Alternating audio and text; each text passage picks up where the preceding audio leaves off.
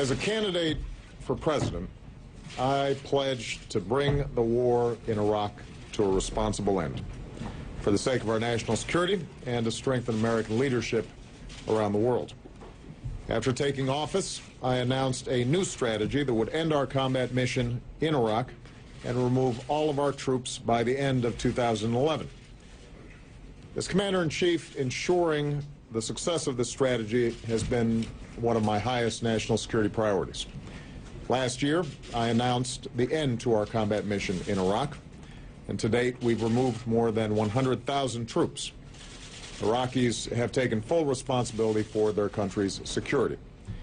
A few hours ago, I spoke with Iraqi Prime Minister Maliki. I reaffirmed that the United States keeps its commitments. He spoke of the determination of the Iraqi people to forge their own future. We are in full agreement about how to move forward. So, today, I can report that, as promised, the rest of our troops in Iraq will come home by the end of the year. After nearly 9 years, America's war in Iraq will be over. Over the next 2 months, our troops in Iraq, tens of thousands of them, will pack up their gear and board convoys for the journey home.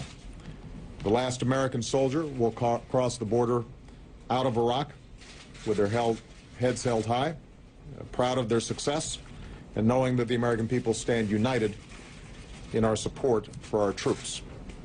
That is how America's military efforts in Iraq will end. But even as we mark this important milestone, we're also moving into a new phase in the relationship between the United States and Iraq.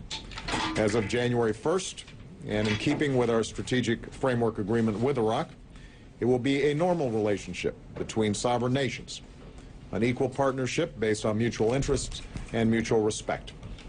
In today's conversation, Prime Minister Maliki and I agreed that a meeting of the Higher Coordinating Committee of the Strategic Framework Agreement will convene in the coming weeks. And I invited the Prime Minister to come to the White House in December as we plan for all the important work that we have to do together. This will be a strong and enduring partnership. With our diplomats and civilian advisors in the lead, we'll help Iraqis strengthen institutions that are just, representative, and accountable. We'll build new ties of trade and of commerce, culture, and education that unleash the potential of the Iraqi people. We'll partner with an Iraq that contributes to regional security and peace, just as we insist that other nations respect Iraq's sovereignty. As I told Prime Minister Maliki, we will continue discussions on how we might help Iraq train and equip its forces. Again, just as we offer training and assistance to countries around the world. After all, there will be some difficult days ahead for Iraq. And the United States will continue to have an interest in an Iraq that is stable, secure, and self-reliant. Just as Iraqis have persevered through war, I'm confident that they can build a future worthy of their history as a cradle of civilization. Here at home, the coming months will be another season of homecomings. Across America, our servicemen and women will be reunited with their families. Today, I can say that our troops in Iraq will definitely be home for the holidays. This December will be a time to reflect on all that we've been through in this war. I'll join the American people in paying tribute to the more than 1 million Americans who have served in Iraq. We'll honor our many wounded warriors and the nearly 4,500 American patriots and their Iraqi and coalition partners who gave their lives to this effort. And finally, I would note that the end of war in Iraq reflects a larger transition. The tide of war is receding. The drawdown in Iraq allowed us to refocus our fight against al-Qaeda and achieve major victories against its leadership, including Osama bin Laden. Now, even as we remove our last troops from Iraq, we're beginning to bring our troops home from Afghanistan, where we've begun a transition to Afghan security in leadership. When I took office, roughly 180,000 troops were deployed in both these wars, and by the end of this year, that number will be cut in half. And make no mistake, it will continue to go down.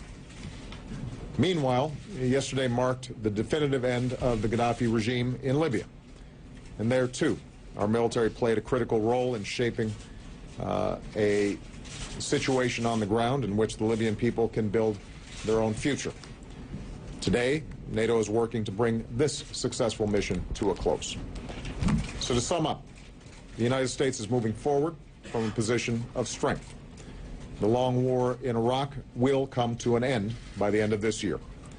The transition in Afghanistan is moving forward, and our troops are finally coming home. As they do, fewer deployments and more time training will help keep our military the very best in the world. And as we welcome home our newest veterans, we'll never stop working to give them and their families the care, the benefits, and the opportunities that they have earned. This includes enlisting our veterans in the greatest challenge that we now face as a nation, creating opportunity and jobs in this country. Because after a decade of war, the nation that we need to build and the nation that we will build is our own. An America that sees its economic strength restored, just as we've restored our leadership around the globe. Thank you very much. What about Iran, sir? Are you worried about Iran?